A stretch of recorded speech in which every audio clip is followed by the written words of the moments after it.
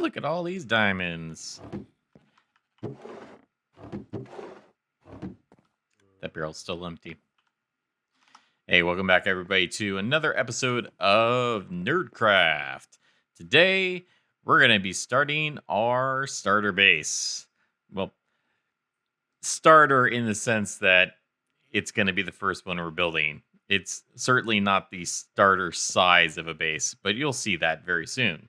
But first, let's take a look at what's been going on around this area. So starting off, as I mentioned last episode, we had some folks wanting to build ships, and Lumari has come in and built this awesome Cathedral sailed ship. It is awesome. It's got lots of different chests for storage, one of our merchant boats, and I love it. You can actually go down into the hull as well. We open up this. So yeah, very nice. I hope to see some more in the area. Maybe we can get a pirate ship later on, once our pirate friends come back on the server. All right, so I've been actually working on terraforming the land in the back here. This is where we're going to be starting our starter, quote unquote, base. You can tell by the area that we have raised up here that it's a little on the large side. I tend to get carried away with designs, and yeah, it's a very large base. So we've got the starter portion that's going to be over here, and then I'm going to be incorporating the iron farm that we're building as well. That I've been teasing for a few episodes now. That's going to be on this side, and it's all going to be incorporated together. But one cool thing, though, I did find while I was terraforming this area is we have a zombie spawner right there, very close to the base. This is going to be a perfect location for a copper farm. So I'm going to have to definitely get to that soon. The other spawners that we'd found before were all way underground. And this is like literally on my back porch. It's just well within the build area. So anyways, I went ahead and got all of the supplies that I needed for our build today. And like I said, it is massive. So all of these shulker boxes right here are all full of things we're going to be using in this build. And it's a lot. I blew through most of my copper and quite a bit of glass. Thankfully, I had some green dye donated to me by Lincoln, and that helped out. But yes, this took me a few days to gather all the supplies, so it's going to be massive. So let's go ahead and head into a time lapse and get that put together.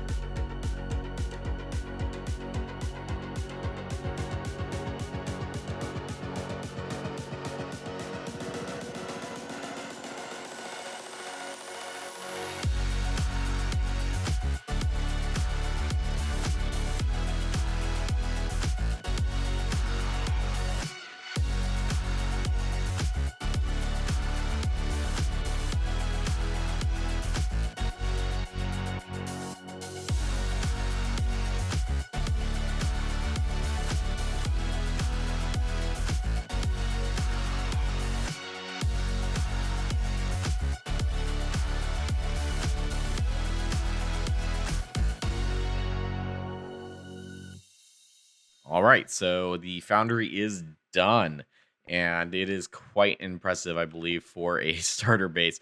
A little bit of a large build. That's why it took so long. This is actually, I think it took that time lapse. It was a full week of building, and so it has taken quite a while. Also, I'm not sure if you can hear it in my voice. I have also gotten sick during that time, so that is why this video is coming out so late.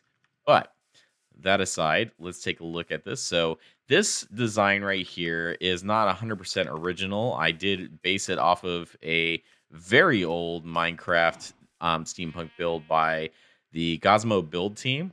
So that one was built way back in, gosh, I think 2017 or something. I think it was like 1.8 that they built it in. So a lot of the blocks were not available at that time. And so I completely redid the block palette on this and updated it to 118, obviously, and also changed up quite a bit on it as well, including, the main gear out front here, completely redesigned that, redesigned some of the other elements that are in the um, the build as well. But I kind of like the way it looked. Also went ahead and extended it out the back. So right here, we've got all of our gears that kind of drive this industrial pumping station, which would then drive all the lava coming into all of our different containers. Right here, we've got our lava for killing the golems, and we'll get to the iron farm here in just a moment. And then what else? Oh yes, so the original design, I went ahead and extended this out in the back here, mainly just to keep the iron farm as far away from everything as possible. So I do like the way it looks. Now I've got a bunch of space. Also down here is going to be uh, an area where we build our storage system. So right now it is just a hole. I haven't quite dug that out or figured out where I'm going to go with that, or even how it's going to be designed. But eventually these stairs will lead down to a storage system, and I'll have to reroute the iron that is going from the farm and currently into these chests. But I'll have to reroute that to the storage system as well. And this farm, or this design, did take quite a bit of iron. Kind of putting the cart before the horse a little bit, because I didn't have the iron farm built before I built this whole thing. So this iron farm is also a pretty cool looking design. So this is something I came up with myself, inspired by a lot of different other iron farm designs. I mean, there's really hard to get a completely original iron farm design nowadays. But let me kind of talk a little bit about what my inspiration was with this. So starting off, we've got our pods on each side. Looks like the villagers aren't rendering in here because they're too far away. But we've got 4 pods for each of the villagers. So it's a potential to spawn 4 golems every 30 seconds per side. So a total of 8. Of course, we have to be relatively close to the farm. So I don't think it'd actually be running from over here. Or at least not all 4 pods would be active at one time. Then up here, this design is sort of based off of Tango's iron farm design, or at least a portion of it, from Season 8 of Hermitcraft. So he had put together a spot where they would spawn in, and then they basically, their hitbox gets stuck in a water column that's propelled up by soul sand. And so that's what happens there. And we can actually see them falling down. So they spawn and then they go immediately up. Now, what I changed, though, is I don't believe his design had the scaffolding in there. So this prevents them from falling back down. We don't have to rely on them to float. Although we do occasionally get some weird issues where they will float or jump up and down in there. Not really sure what that's all about, but it was something I had to deal with. Originally, I had designed this with a space, or a few spaces in here, because their hitbox should be able to touch most of it. But I can't really see inside there. Oh, here we go. So you can kind of see where I had to put these fence gates to be able to, layer the water so that they wouldn't stop in the middle. I'm not sure why they would stop, because technically their, hitbox should be able to touch that, and it should pull them along. And so we've got a couple coming here. Now, it really starts to cook if I actually AFK close by to the farm. The other difference I did here with, like, Ned Bomb's farm and stuff like that, a lot of times they'll have a zombie bouncing in water. We still kind of have that a little bit, but now it's on a timer because I wanted to make sure that it's not constantly scaring the villagers. And that's, so we can see it right here. They're popping up, and I don't seem to be paying attention too much. And then we should have gotten a few golems. Hard to say. But yeah, this has been working out pretty well. I didn't need it to be super high efficient because I'm not selling iron or anything. It's more for just my personal use. And yeah, there we go. Oh, and they're scared.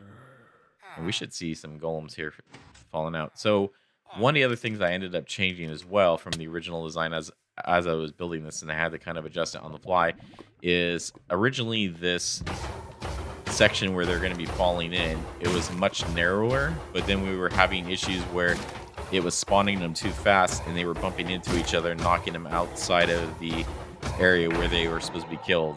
So I had to widen this to 5 blocks wide, and I'm kind of thinking I might need to move this back down a little bit as well, but so far it seems to be working.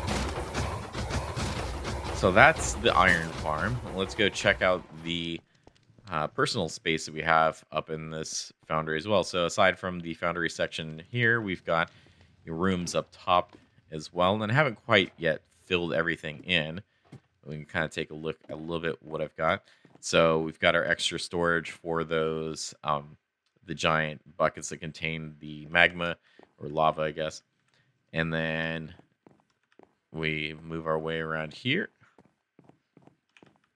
up the staircase, and I went ahead and put on some of these railings. The original design did not have those, and I was falling to my not falling to my death, but at least falling down quite a bit. So far we've got our enchanting set up, so we've got that set up right here. Another balcony, we can look out over the fields and check out the moon. And then, of course, we can also go up one more floor, which is where we have a dangerous balcony where we have this claw lifting up stuff. And then, of course, our heating kind of simulated by these blast furnaces. And then, of course, the bedroom right here. So we don't have a whole ton set up yet. I do need to move everything over at some point and figure out where that's going to go. I didn't want to just dump everything in chests inside here because the whole point of putting the storage system is so we don't have a bunch of chests just randomly laying about. And then, of course, we have this platform right here, which would be kind of an airship dock or something like that. Or in this case, where I can fly in with my elytra. So very awesome design. It took a very long time to put together, and I'm just glad that it's done and I'm not living in a hole anymore. So hope you enjoy it. And with that, I think that's it for an episode. It's been a very long build, and we're already past 2 weeks. So once again, I do apologize for the late episode. Like I said, did come down with a little bit of an illness. Plus, this just took a very long time to build, and all that combined together means videos not every week, almost not even every other week, which is unfortunate. But we'll try to get back on track with that as well. So, thank you for watching. Hope you like and subscribe, and I will see you next time. Safe travels, everyone.